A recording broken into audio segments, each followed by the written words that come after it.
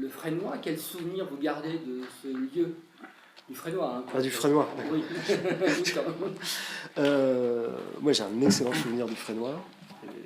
C'est un lieu qui m'a permis de faire plein de choses. Et c'est une des écoles pour moi les plus intéressantes au monde, dans sa pédagogie, dans sa manière de penser l'enseignement artistique. Enfin, même si c'est pas tant une école qu'un studio de production autant. Et non, je trouve que c'est un lieu vraiment exceptionnel pour des jeunes artistes et des jeunes réalisateurs. Vous décidez d'attaquer le film de guerre avec un casting, on va dire, avec une troupe d'acteurs au Maroc, avec la logistique, je présume. Donc vous n'avez pas choisi la facilité, vous venez d'un autre côté des arts graphiques, de l'art contemporain, des installations vidéo. Comment vous êtes passé de cette formation en art contemporain au long métrage en fait? Comment s'est faite la transition? Parce que c'est un parcours qui est quand même assez atypique. Qu'est-ce que le cinéma vous permet d'exprimer que vous ne pouviez pas exprimer avec votre art, on va dire, de formation? Alors la trajectoire, c'est pas exactement ça. C'est-à-dire, j'ai commencé à faire des films en même temps que j'ai commencé à faire de l'art. Enfin, c'était deux. Non, j'étais plutôt parti pour être artiste à la base, mais le cinéma est arrivé assez vite. Donc j'ai fait mes premiers courts-métrages, même s'ils sont assez expérimentaux et narratifs. Pour moi, c'est des objets de cinéma, même s'ils sont petits. Enfin, mes courts-métrages, c'est de la fiction, même s'il y a des échappées un peu expérimentales. Mais... Donc, du coup, le premier long-métrage était l'aboutissement de ça, mais nourri par mon travail de plasticien, voilà, qui travaille la texture des images, où j'expérimente, enfin, je joue beaucoup avec les images. Et en fait, moi, je dissocie les deux parties de mon travail dans la manière de produire, de montrer les films, enfin de montrer les choses, mais pour moi c'est comme si j'étais, je sais pas, écrivain et que je passais de la poésie au roman. Voilà. C'est un peu comme ça. C'est facile de faire son premier film. Vous avez en plus une petite maison de production, Kazakh, c'est film production. Kazakh Production. La production. Et donc il y a l'aide d'une ou deux régions, il y a le CNC. Il n'y a pas de région parce qu'on n'a pas tourné en région. Ben, j'avais vu, ah oui, alors c'est des aides à l'écriture, mais c'est des aides à l'écriture. Ah oui, mais si vous voulez, ça fait.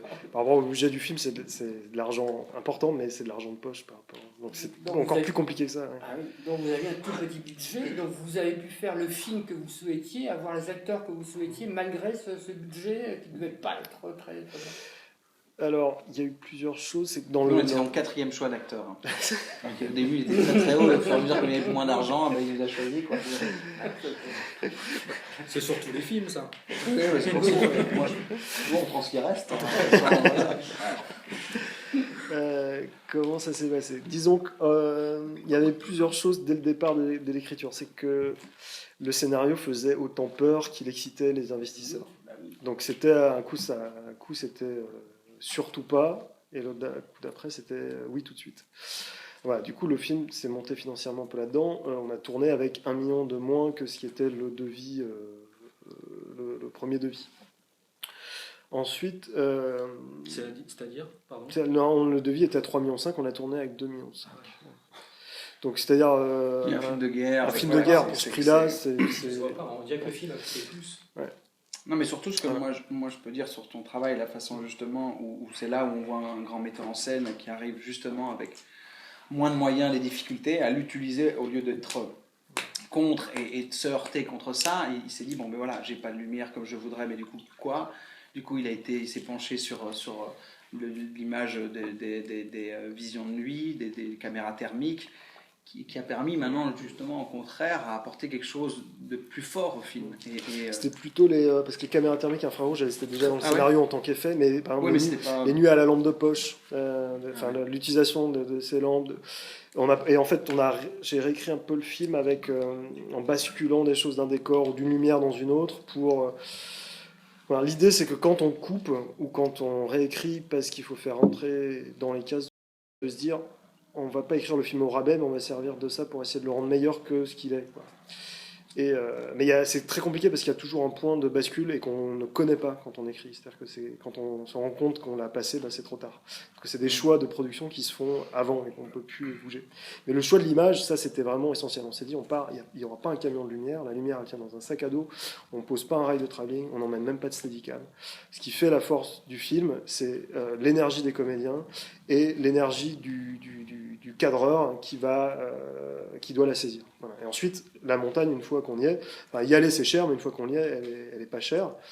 Enfin, elle coûte rien. Et par contre, elle paye à l'image. Le camp aussi, il fallait juste.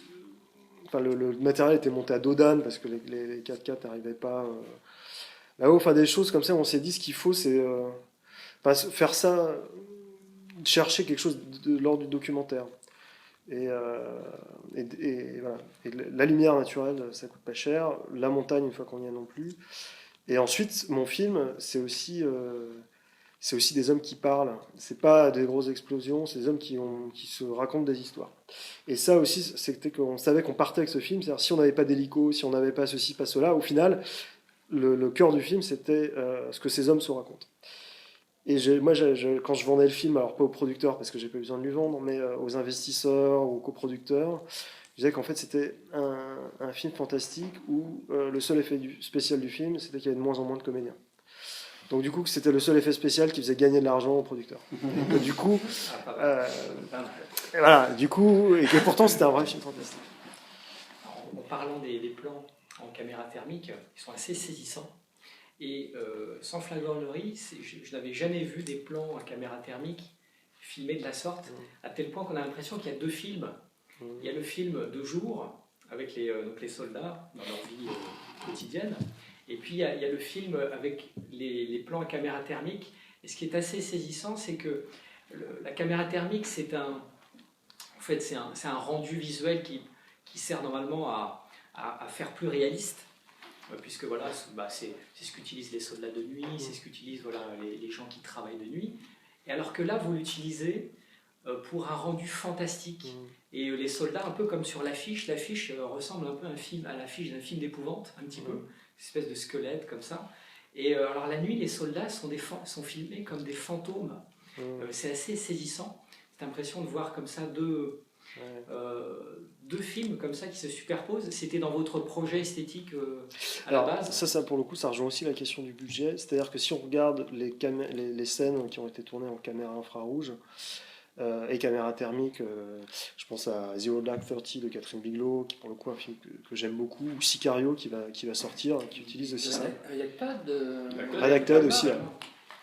En fait, le cinéma américain, par ses standards de diffusion mainstream, même si ce n'est pas des films de studio, il doit donner une définition, un détail, une qualité d'image qui a un standard. Donc du coup, quand ils tournent, ils construisent le décor en studio, Zero Dark 30 c'est ça.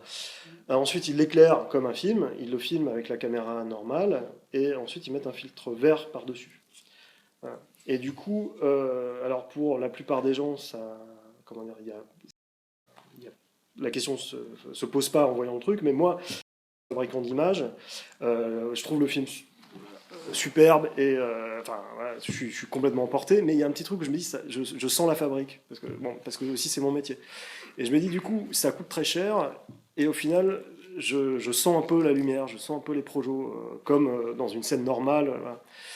Et le choix qu'on a, c'est d'acheter, nous, la vraie lunette qu'utilisent les soldats, de mettre une petite caméra dedans, et de filmer tel quel. C'est-à-dire qu'on a la vraie vision de ce que voit vraiment un soldat dans une vision de nuit. Et en fait, c'est là où on se rend compte qu'un soldat dans une visée infrarouge, il ne voit pas grand-chose.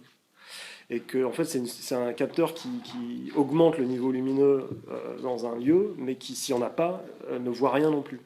Donc une nuit de pleine lune, ça marche très bien. Une nuit où il fait complètement noir, on a une espèce de grain abstrait dans lequel...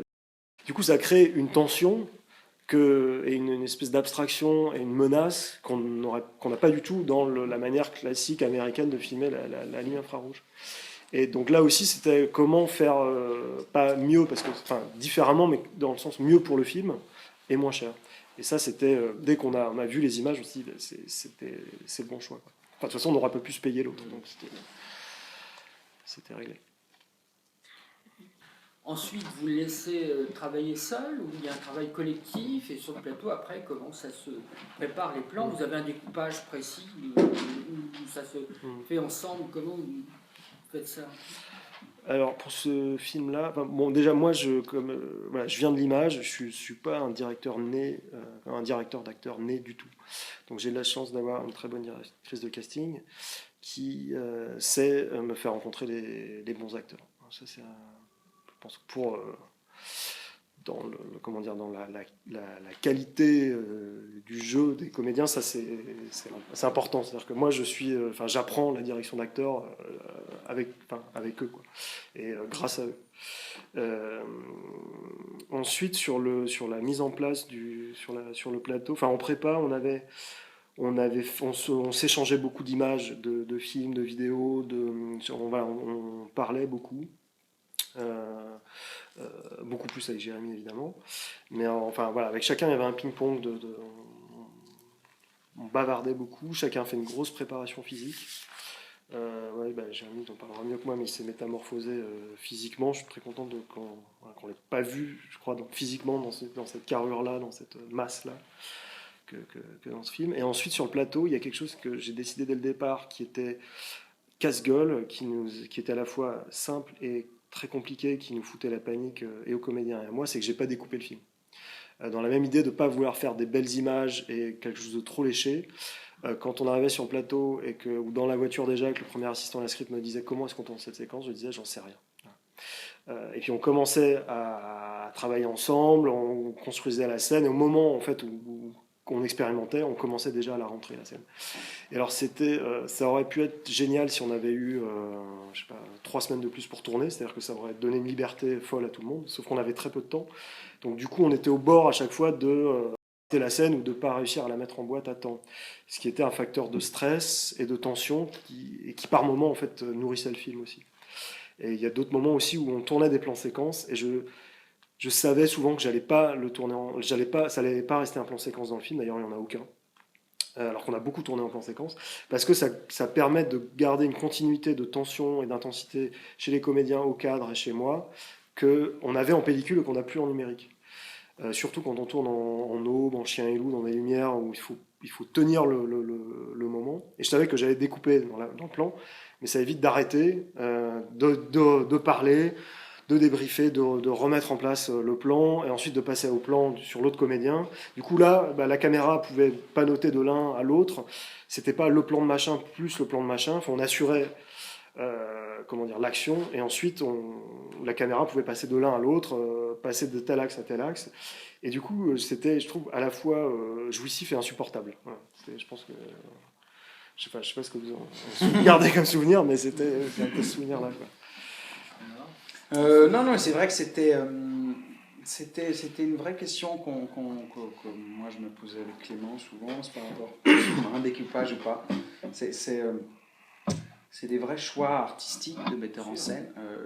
Il y a des gens qui découpent énormément et qui font des mauvais films, et d'autres qui ne le font pas et qui font des bons films. Après, c'est vrai que c'est comme disait Clément, dans l'ensemble du film, dans l'ensemble du tournage, comme c'était un tournage serré, parfois c'était compliqué, mais encore une fois, ça a sans doute amené des tensions, des choses qui ont fait que la scène se nourrissait autrement que dans le jeu qu'on faisait ensemble, qu'on avait mis en place. Et en même temps, c'est très jouissif parce qu'il y a une urgence dans la guerre, il y a une urgence à devoir se déplacer vite pour faire des choses. Donc cette urgence était intéressante, épuisante, mais très intéressante. C'est vrai qu'il y avait un inconfort parfois assez déstabilisant. Et puis Clément a eu l'intelligence de faire venir Tatiana Vial, qui a fait le casting, qui était là aussi sur le qui était un peu une référence pour nous, parce que Clément est dans la fabrication de son film, de surcroît dans une fabrication rapide, parce que fallait aller vite. Et donc voilà, on avait quand même un référent même pour préparer nous, si on tournait pas la veille, on pouvait la voir, travailler avec elle. Je sais que ça m'a aussi beaucoup bossé, puisque c'était une première expérience pour lui, et ça c'était rassurant. Il y avait aussi un truc, c'est que Enfin, le tournage était un cauchemar. On a eu des coulées de boue, scorpions, le vent, le décor qui a brûlé, fièvre, maladie, enfin tout le monde y est passé. Et en fait, moi j'étais submergé par les problèmes chaque jour. C'est-à-dire, le problème c'était d'arriver au bout de la journée en essayant d'à peu près rattraper le retard de la veille sans même espérer faire tout ce qu'on avait prévu de faire. Que pendant très longtemps, peut-être à la fin ça s'est un peu calmé, mais j'ai le souvenir de ne pas avoir eu le temps de vous parler en dehors de moments où je vous dirigeais. C'est extrêmement frustrant, et pour moi et pour vous. C'est-à-dire qu'on partageait rien en dehors de... Dès que c'était coupé, j'étais absorbé par des problèmes à la con à résoudre. Et du coup, c'était... Mais hors plateau, on parlait quand même. Oui, Il y avait quand même au début, le soir, on arrivait à peine à... on se faisait des débriefs. Non, je trouve que quand même, j'ai le sentiment que justement, on avait des moments où on pouvait s'écouter, et puis que tu es une personne qui un metteur en scène qui écoute et qui a envie de se nourrir des gens qui rencontrent, et ça c'est agréable. Alors du coup on a l'impression qu'on est tous sur le même bateau, même si des fois il est mouvant, mais voilà, et au moins on a l'impression d'être ensemble et de créer quelque chose ensemble, et je pense que Comme le découpage, ça donne beaucoup de liberté au jeu quand même. Parce qu'on n'est pas concentré sur l'un ou l'autre. Ça peut tomber sur l'un ou l'autre. Alors, il faut juste être, et puis voilà. Et heureusement qu'il y avait Tatiana. Justement pour ça, pour permettre de préparer les scènes. Moi, quand j'étais impressionné. Même sur la narration, parfois, c'était vraiment bien. Parfois, pour moi, c'était vraiment agréable d'avoir Tatiana à côté de moi, parce que certains moments, Clément, il venait, il me changeait tout. Donc moi, j'étais perturbé. Déjà, j'étais pas comédienne à la base. J'avais jamais été suivi par quelqu'un, ou jamais pris des cours de comédienne. Et j'avais fait 2 petits courts-métrages avant que je tourne cette film. Donc déjà, pour moi, c'était perturbant. Plus la langue française, déjà, c'était un peu pour moi difficile aussi. Donc Clément, il venait. Mais ça, maintenant, tu changes ça et ça. Ok. Et j'avais travaillé pendant 2 jours sur par exemple, sur un parti d'article qui changeait tout. Et si Tatiana n'était pas là, vraiment, je crois que j'étais perdu complètement dans cette film. Et c'était vraiment, pour moi, c'était partie plus dure de cette film, c'était ça, quoi. Changement, pas assez de temps pour que je puisse me mettre dans le scène et pratiquer le parti qu'il vient de me dire, ou changer parfois même le jour. Moi, j'avais un caractère que je jouais dans cette caractère, que Clément, il disait, maintenant, on va être plus doux, Et Tatiana, qui était à côté, toujours, il me disait, mais fais-le comme ça. Parfois même, il disait, mais change rien, reste comme ça, tu vas voir. Clément, il va dire, c'est bien. Parfois, ça arrivait que je ne changeais rien. Mais comme j'avais dans ma tête déjà la peur est-ce que Clément, ça va le plaire ou non, donc ça a changé complètement le jour, et Clément, ça le plaisait vraiment parfaitement. Comment vous avez rencontré les ont des prénoms un peu moins bien, classiques, on va dire. Et c'est assez étrange. Alors on va pas dévoiler. Je ne vais pas vous demander d'expliquer tout de A à Z, mais ça participe justement à cette étrangeté. Parce que d'après Wikipédia, Antares est une étoile. C'est une très grosse étoile du Scorpion en fin de vie. Et c'est vrai que c'est assez... je parle du personnage. Du coup, on n'arrive pas à cerner. Est-ce que tout ça, c'est dans votre tête? Est-ce que finalement, vos confrères sont juste vos collègues soldats, et bien ils sont morts, et vous essayez après coup d'expliquer pourquoi ils disparaissent? C'est assez étrange, quoi. C'est assez fascinant. Il n'y a pas de prise immédiate, et c'est vrai que c'est un film assez troublant, je dirais. C'est le mot qui me vient à l'esprit. Et vous, Sam, du coup, vous avez un rôle qui est assez pivot, parce que vous êtes l'interprète. Vous servez de lien entre les Afghans et les soldats français. Et ça m'a fait penser au film Rencontre du troisième type, où il y a François Truffaut qui parle français, et il a un interprète qui sans cesse passe de l'anglais au français. Et alors du coup, qu'est-ce que ça impliquait dans votre jeu? Parce que vous êtes l'interprète, en même temps vous devez emprunter l'émotion, les émotions de l'émetteur, hein, de l'Afghan qui parle, qui s'adresse aux soldats. Comment cela a-t-il influencé votre travail de préparation, si ça a eu une influence? En fait, ce qui était pour moi dans ce film, c'était déjà étrange un peu. Parce que déjà, je vais remercier Jérémy parce qu'il a accepté, le capitaine Monassi, qui a accepté. Au début, il pouvait choisir d'aller à notre hôtel et rester dans un hôtel, dans un endroit plus luxe qui est avec nous. Moi, je vais le remercier parce que ça a créé un lien vraiment, qui était vraiment très puissant entre toutes les comédiennes. Que même quand il était triste, on le sentait tout ce qui est dégagé, on le sentait. Et de l'autre côté, l'archange, un qui était mon père et l'autre qui était mon frère. Donc c'était vraiment pour moi c'était troublant de l'engueuler en même temps d'être à côté des Jérémy, j'avais un amitié qui commence à créer, qui était fort. Donc c'était vraiment étrange, quoi. Pour moi c'était vraiment difficile à le mettre en place tout ça, quoi. Donc c'était pour moi un petit peu compliqué, ouais. Mais comme je dis, grâce à Clément, grâce à Tatiana, grâce à Jérémy, qui m'a beaucoup aidé aussi, grâce à Marco, qui à chaque fois m'assurait, oui, t'inquiète pas, c'était bien passé, c'était super bien cette scène, c'était parfait. Donc vraiment, toutes les personnes, ils m'ont beaucoup aidé pour tout ça.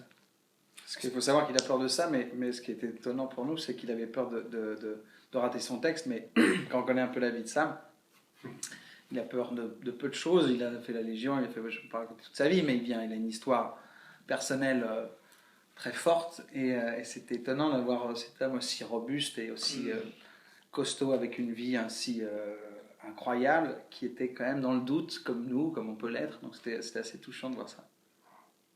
C'est vrai que dans ma vie, j'ai vraiment un peu de temps que j'ai eu peur.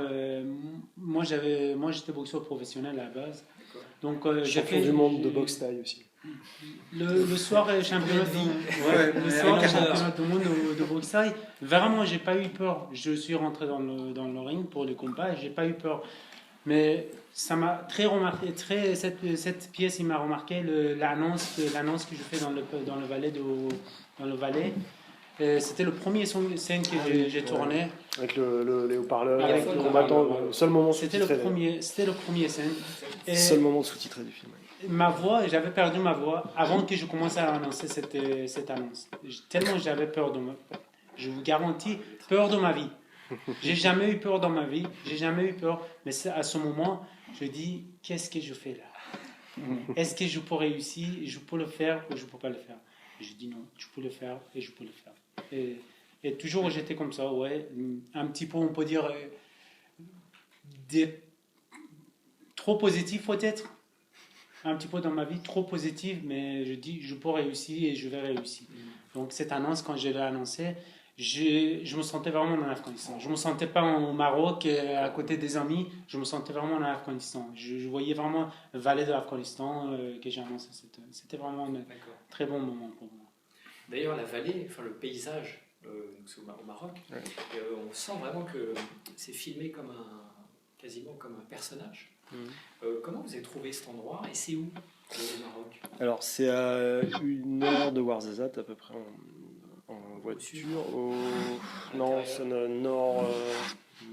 nord-est sur la route de Demnat. D'accord. Et alors en fait, on n'avait pas trop le choix parce que quand j'ai écrit, c'était le moment des printemps arabes, donc les pays du Maghreb partaient les uns après les autres. Donc de toute façon, il n'y a pas 10 000 industries de cinéma dans des paysages comme ça. Donc le Maroc, c'était le seul endroit qu'on pouvait faire. Et en fait, j'ai fait avec une petite équipe, régisseur, opéreur, on a fait vraiment tout l'atlas en cherchant les endroits qui pouvaient correspondre. Et en fait, on a trouvé que cet endroit. C'est-à-dire qu'il n'y avait pas de plan B, quoi. Et du coup, mais au moment même où je suis arrivé, j'ai senti que c'était le paysage que j'avais écrit, quoi. Et du coup, effectivement, c'est un personnage à part. C'est comme si vous castiez un comédien. Ah oui, ouais, c'est ça. Vous voyez, oui, c'est ça, c'est ce que j'ai écrit. Ouais. D'accord. Mais souvent, moi, ça m'est beaucoup arrivé d'hésiter entre plein de lieux. Et puis là, c'est un huis clos, en fait, dans cette vallée. Hein. Et là, enfin, une espèce de totale où toutes les choses ont trouvé leur place, et ça n'est pas... Ça arrive rarement, mais c'est vrai que c'est comme un casting, quoi. Il y a une espèce de... C'est l'intuition qui doit parler, quoi. Ouais. Ça passe, c'est ça ou c'est pas ça. Ouais. Quoi. Parce que le décor doit pouvoir tenir tout le pas, on peut faire ça ici, on peut faire ça là. Bon, le village était de l'autre côté de la montagne par rapport au camp et à l'endroit, il était un peu plus loin. Mais sinon, on est dans le décor, enfin, comment dire, la géographie du décor et la géographie du film. Ce qui est assez rare, en fait. Alors, le film a été sélectionné à Cannes dans la semaine de la critique. Je veux savoir si vous y étiez tous, quel accueil vous avez eu là-bas, quels souvenirs vous en gardez. Et est-ce que c'est la sélection et puis l'accueil qui a été fait a permis de trouver un distributeur où il était déjà... Parce que Diefana, c'est une bonne boîte. Non, ils étaient déjà là sur le scénario. Ah bon, Ils étaient là sur le scénario. Donc ça, c'était aussi de savoir qu'on allait... que si on se cassait pas complètement la gueule, que si c'était pas un naufrage, le film existerait. Ça, c'était quand même assez... ça donnait aussi confiance. Ensuite, à Cannes, on y était quasiment tous.